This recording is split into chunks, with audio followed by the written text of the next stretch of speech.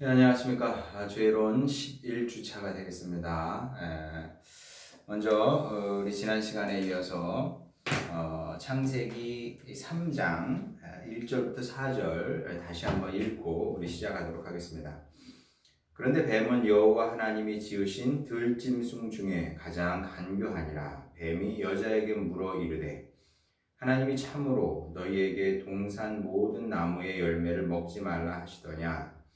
여자가 뱀에게 말하되 동산 나무의 열매를 우리가 먹을 수 있으나 동산 중앙에 있는 나무의 열매는 하나님의 말씀에 너희는 먹지도 말고 만지지도 말라 너희가 죽을까 하노라 하셨느니라.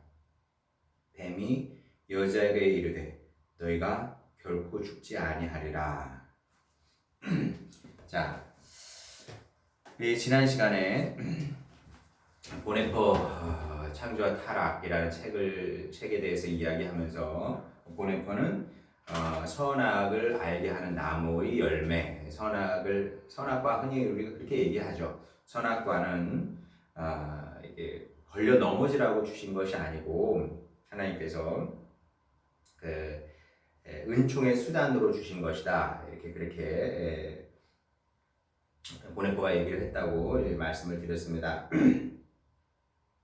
자, 그런데 뱀은 다르게 해석을 하는 거죠. 결국 신앙의 문제는 해석 혹은 이해의 문제다. 자, 이렇게 볼 수도 있는 거죠. 뭐 해석학 그러면 이제 어렵죠. 해석학 그러면 이제 뭐 가다모도 나오고 딜탈도 나오고 슐라이어마호도 나오고 뭐 다양한 이제 해석에 대한 이론이 나옵니다만은 또 어떻게 생각해보면 그렇게 어려운 얘기는 아닙니다. 우리가 어차피 모든 것을 해석을 하거든요. 모든 것을 해석하면서 하는 겁니다. 그러니까 우리가 TV를 봐도 나름의 해석을 하는 거죠. 해석을 하고 분별하고 판단을 하고 모든 해석의 과정이 산다는 것 자체가 해석의 과정인데 어떻게 이 바르게 정상적인 좋은 해석이 가능하냐 이제 그것이 결국 이제 해석학의 문제라고 할 수가 있는데 근데 이제 잘 해석하고 잘 이해하면 좋겠습니다만은 늘 그런 건 아니라는 거죠. 이게 우리 안에는 다양한 이제 말들이 있습니다. 우리가 이제 오감을 통해서 무수한 정보를 받아들이거든요. 자, 그러면 그 모든 정보들이 이제 언어화되는 거지. 들어오면서 이제 언어화되면서 그게 이제 말이 되는 겁니다. 우리 안에서 이제 무수한 말들이 왔다 갔다 하는 거죠. 오르락내리락 하는 겁니다. 자, 그러면 우리가 그 무수한 말들 중에서 이제 하나님의 말씀을 선택해서 살아야 되는데 안타깝게도 이제 그렇지 못한 경우가 지금 굉장히 많다는 거죠. 자, 보시다시피 자, 뱀이 하와를 공격을 합니다. 그래서 공격을 하게 되는데 공격을 하게 되면 하면서 뱀이 집중적으로 공격하는 것은 무엇이냐면 하나님을 오해하게 하고 불신하게 한다는 거죠. 그러니까 해석학적인 관점에서 보면 뱀이 나타나기 전까지 하와도 그렇고 아담도 그렇고 하나님을 이제 바르게 이해하고 있었다면 뱀이 다른 말을 준 겁니다. 진리의 말씀이 아니라 참된 말씀이 아니라 거짓된 말을 심어준 거죠. 말이 일하는 겁니다. 그래서 이제 말이라는 게 굉장히 위험하죠. 여러분 저는 이제 매체의 힘이 얼마나 강력한지 이제 뭐 사실 날마다 실감하죠.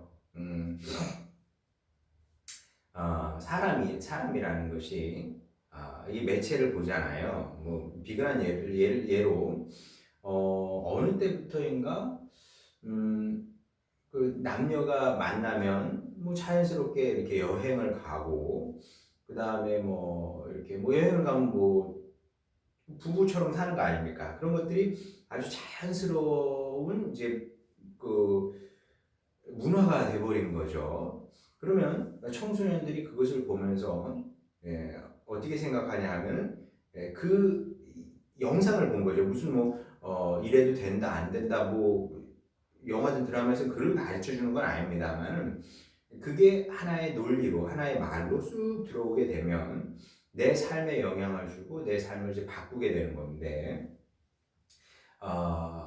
이 문화의 힘이라는 게 어마어마한 것이고요. 그래서 참 이 거대한 이 문화의 흐름과 싸워서 이렇게 거슬러서 싸운다는 게 참 얼마나 어려운가 이제 그런 생각을 합니다만은 어쨌든 그런 다양한 경로를 통해서 이제 뭐 사탄이 역사를 하기도 하고 또 우리를 뒤흔들기도 하고 그런다는 거죠. 그래서 이제 결국 바른 하나님에 대한 이해를 방해하는 겁니다.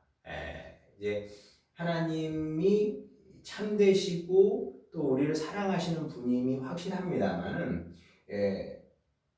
뱀은 와서 하나님에 대한 오해를 이제 불러일으키는 거죠. 하나님을 오해하고 불신하게 만드는 겁니다. 근데 이제 우리가 살다 보면은 사역하다 보면 이제 이런 일들이 굉장히 이제 비일비재하게 일어나는 것을 보게 됩니다.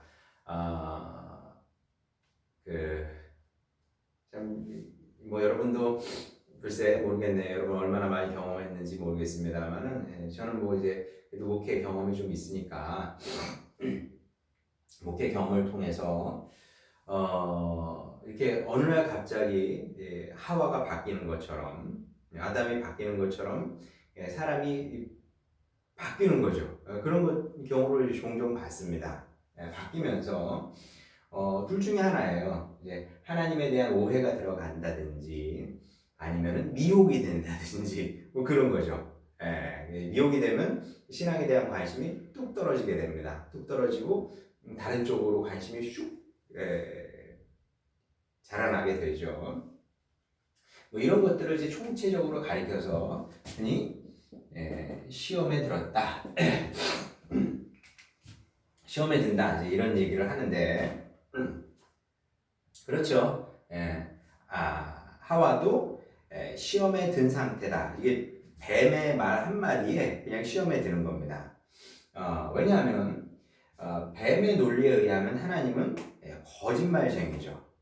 거짓말쟁이. 왜냐하면 오늘 그 창세기 보게 되면 4절에 뱀이 여자에게 이르되 너희가 결코 죽지 아니하리라.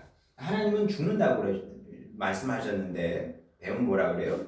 결단코 죽지 않는다. 이렇게 얘기를 하고 있는 겁니다. 자, 그러면 뱀의 말이 맞느냐 틀리냐 이게 중요하죠. 근데 사실 뱀의 말이 아주 틀린 건 아닙니다. 왜냐하면 여러분도 아시는 것처럼 아담과 하와가 선악과를 먹고 죽은 건 아니거든요. 죽은 건 아닙니다. 자, 그러면 뱀의 말이 맞습니까? 하나님의 말씀이 맞는 겁니까? 글쎄 이 뱀이 참 요물인데 그걸 어떻게 알았는지 모르겠어요. 죽지 않는다는 것을. 하나님은 분명히 죽는다 말씀하셨는데 뱀은 죽지 않는다는 것을 알고 있었던 거죠. 그리고 실제로 죽지 않았습니다. 그럼 이제 헷갈리는 거죠. 야, 그럼 누구 말이 맞아? 하나님의 말씀이 맞는가? 뱀의 말이 맞는가? 자, 근데 우리가 이제 여기서 우리가 이제 한 가지 짚고 넘어가야 될 것은 무엇이냐면 자, 거짓이라는 것은 아니면 뭐 마귀 이런 것들은 우리가 이제 오해를 하는 경향이 있습니다. 우리가 이제 저는 어렸을 때 뭐 성경에 보면은 신약 성경에 보면 뭐 귀신 얘기도 나오고 그러면 귀신이 우리 전설의 고향에 나오는 거 이제 그런 모습으로 생각을 한다는 거죠. 아니면 도깨비처럼 생각을 한다는 거죠. 근데 그렇지 않고 성경에서도 말씀하고 있는 것처럼 광명의 천사의 모습으로 우리에게 다가온다고 하지 않습니까? 마찬가지입니다. 사탄이 일하는 방식은 새빨간 거짓말 가지고 역사를 하는 게 아니고요. 거짓말쟁이니까 원래 마귀는 거짓말쟁이인데 거짓말이라는 것은 무엇이냐면 그럴듯한 걸 새빨간 거짓말을 가지고 우리에게 오는 것이 아니라 그럴듯한 말을 가지고 우리에게 접근을 한다는 거죠. 그래서 90%의 진실과 물론 이제 딱 잘라서 90% 이런 말은 아니고요. 뭐 쉽게 얘기하면 그런 겁니다. 90%의 진실과 10%의 거짓이죠. 요게 이제 10을 섞는 겁니다. 자, 그래서 90%가 진실이기 때문에 듣는 사람은 굉장히 합리적으로 논리적으로 들린다는 겁니다. 근데 문제는 무엇이냐면 이 10%의 거짓이 섞여서 사람을 죽인다는 거죠. 뭐 사약 이런 거하고 동일한 겁니다. 뭐 사약 성분 사약을 마시면 이제 죽는 건데 거기 사약을 예를 들어서 무슨 뭐 200cc 마셨다. 200cc 몽땅 다 사약 성분은 아니지 않습니까? 주로 물일 것이고 물에 독성분은 약간 탄 건데 그걸 먹으면 죽는 것처럼 이렇게 된다는 거죠. 뱀이 100% 거짓말을 한 게 아닙니다. 일정 부분 맞는 얘기를 한 것이고 그리고 꽤 그럴듯한 말을 했기 때문에 우리 모두의 어머니인 하와가 거기에 속아 넘어가게 된 건데 자 그러면 어쨌든 우리는 결정을 해야 됩니다. 그래 그러면 뱀이 맞는 얘기를 했을 리는 없어.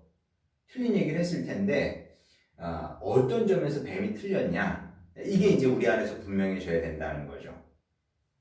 자 뱀의 말이 당연히 맞을 수 없어요. 자 그러면 어떤 면에서 뱀의 말이 틀렸냐 어떤 면에서 사람이 아담과 하와가 선악과를 먹고 죽었냐 죽어야 되거든요. 하나님의 말씀은 진리니까 어떤 면에서 죽었냐 두 가지 면에서 얘기할 수 있습니다. 자 먼저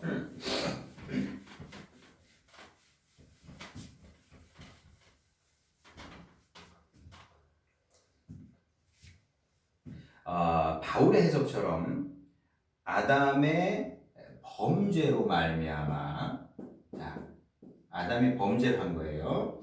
그러므로 말미암아 이 세상에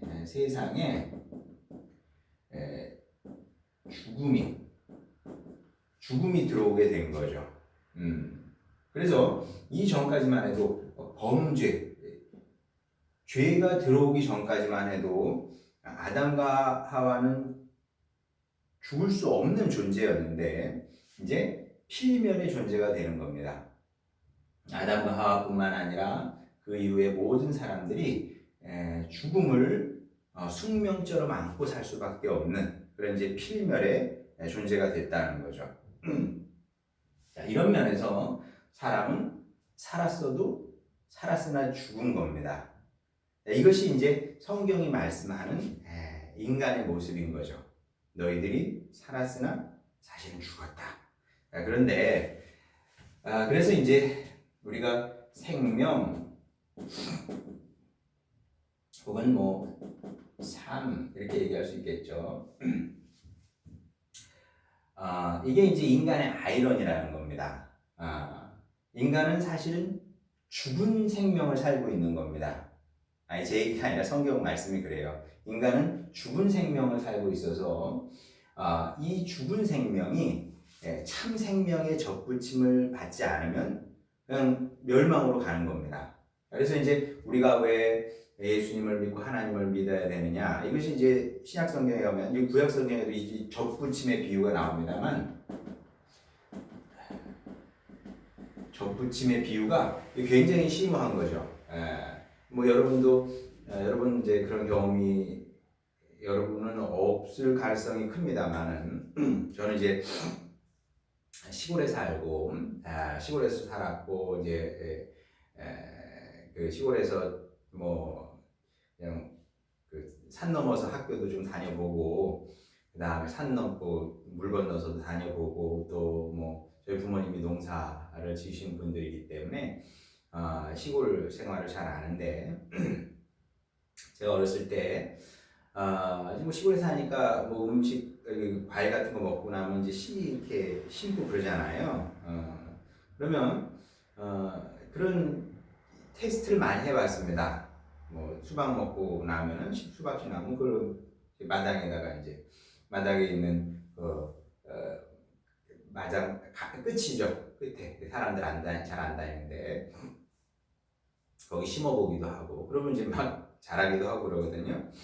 근데 이제 감을 먹었습니다. 어느 날은 감을 먹고 나서 씨가 나오잖아요. 그래서 이제 부모님께 여쭤보는 거죠.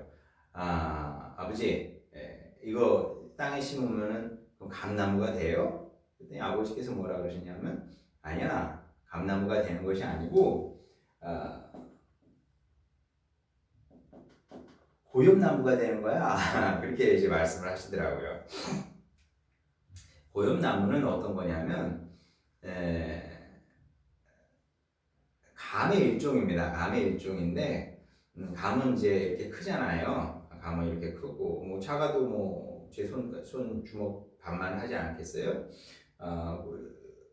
그런 감, 그걸 이제 감은 그 정도 크기입니다만 고엽은 한 제 요 엄지 손가락 그 바디 하나 정도 크기 요 정도 되고요.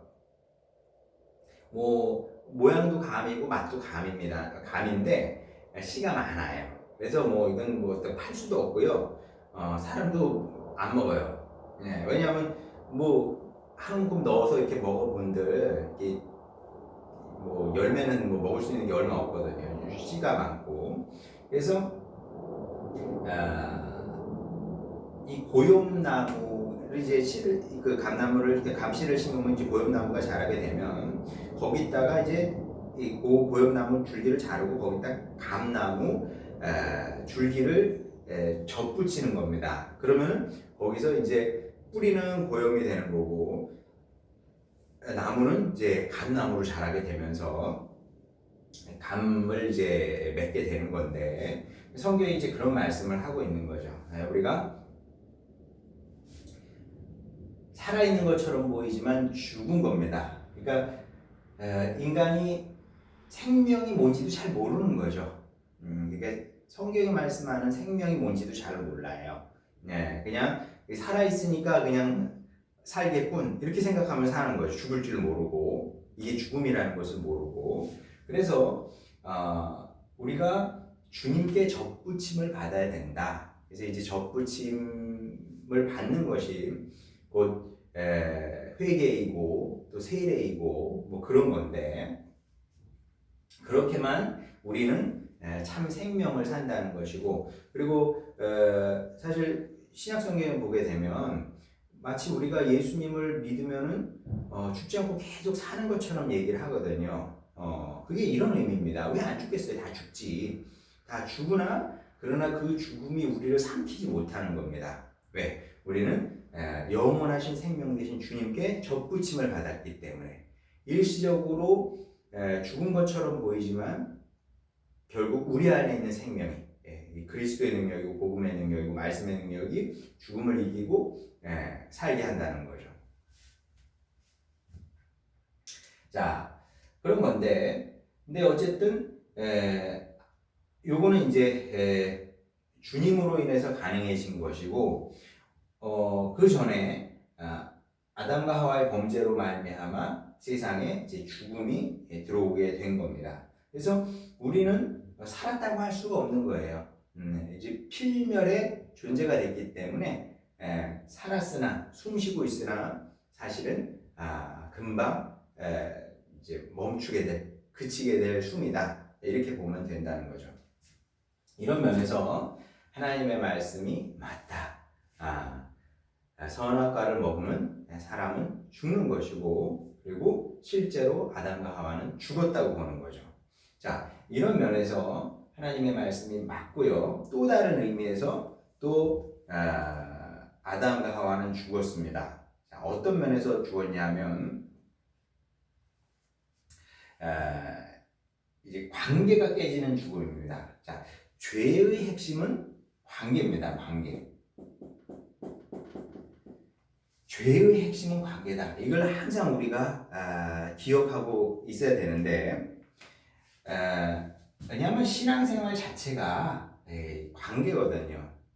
이제 여러분들 이제 목회를 하다 보면 결국 목회의 핵심은 이제 주님 사역이죠. 그러니까 뭐 여러분들이 목회자의 길로 계속 갈 수도 있고, 아니면은 뭐 교회 뭐 굳이 뭐 교회에 소속돼 있지 않더라도 뭐 어쨌든 신학대학원을 졸업을 하시면 사역자의 길을 걷는 거 아닙니까?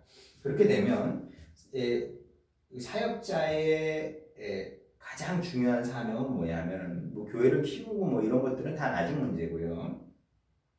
이 하나님과 사람 사이를 요 사이의 가운데 서서 이제 연결해주는 역할을 하는 거죠. 연결해주는 역할을 하는 건데, 근데 우리가 이제 사역을 하다 보면 요 인간이 인간이 요물이기 때문에 이 관계를 관계 파괴적인 이 관계를 자꾸 파괴하는 행동을 한다는 거죠. 그리고 보면 느껴져요. 눈빛이 달라져 있고 말이 달라져 있고 막 이렇거든요. 근데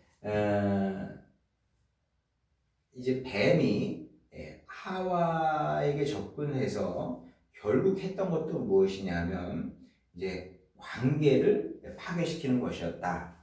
관계가 깨지는 죽음이었다. 그러니까 하나님께서 보신 죽음은 이런 의미에서, 그러니까 죄가 들어와서 세상에 죽음이 들어온 거죠. 죄와 함께 죽음이 들어온 거. 이것도 죽음이지만 관계가 깨지는 관계 파괴. 하나님께서 보신 또 다른 죽음은 이제 관계 파괴였다. 그리고 이것만큼 끔찍한 게 바로 이 죽음이다. 자, 이렇게 보면 틀리지 않을 것 같습니다. 왜냐하면 이게 왜 끔찍한 죽음이냐 하면 이제 뭐 다양하게 얘기할 수 있습니다만은 다시 한번 이제 관계에 대해서 우리가 한번 얘기해 보도록 하겠습니다.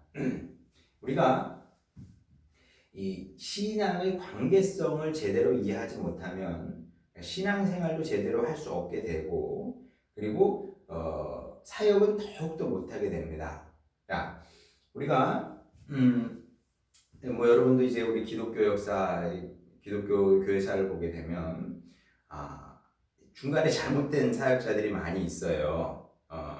왜 잘못됐을까? 왜 잘못됐을까? 뭐 여러분도 참 안타까운 그런 분들이 있거든요.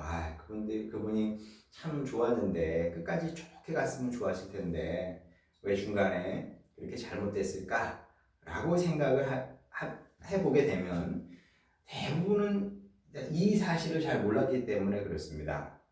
신앙의 핵심은 관계라는 것을 잘 몰랐기 때문에 사역을 일 아니면 업적 이런 걸로 생각을 한다는 거죠. 그래서 내가 큰 교회를 세웠어. 그리고 내가 주님의 이름으로 놀라운 기적을 행하고, 그래서 사람들이 막 놀라고 또 사람들을 많이 교회로 불러 드릴 수 있잖아요. 이런 식으로 이제 생각을 하게 되는데, 그러다 보니까 일이나 업적에 취해서 살게 되다 보면 자연스럽게 이제 관계는 소홀해지게 되는 거죠. 이제 성경을 보게 되면 창세기부터 요한계시록까지 줄기차게 하나님께서 요구하시는 것은 무엇이냐면 결국 관계거든요. 지난 시간에 얘기했던 것처럼 에녹도 마찬가지고 하나님과 동행하는 삶을 살았고, 그리고 요한계시록에도 보면 첫세락을 회복하라고 그러지 않습니까? 하나님께서 원하시는 것은 관계이지, 이 관계를 가꾸고 관계를 발전시키고 소중하고 관계를 깨끗하게 유지하는 것이 가장 중요한 건데 이게 일, 업적, 뭐 내가 교회를 키우고 내 사역을 크게 만들고 이런 것들이 이제 신앙의 본질은 아니라는 거죠. 그래서 이게 내가 일도 잘했고 큰 업적도 세웠어. 그런데 하나님과의 관계가 나빠질 수 있거든요. 이러면 아무것도 아니다. 이건 아무것도 아니고 하나님께서 이제 관계를 그만큼 소중히 여기신다. 이 사실을 우리가 일단은 기억할 필요가 있을 것 같습니다. 자, 그러면 어떤 면에서 관계 파괴가 죽음인지 그거는 이제 두 번째 시간에 또 나누도록 하겠습니다.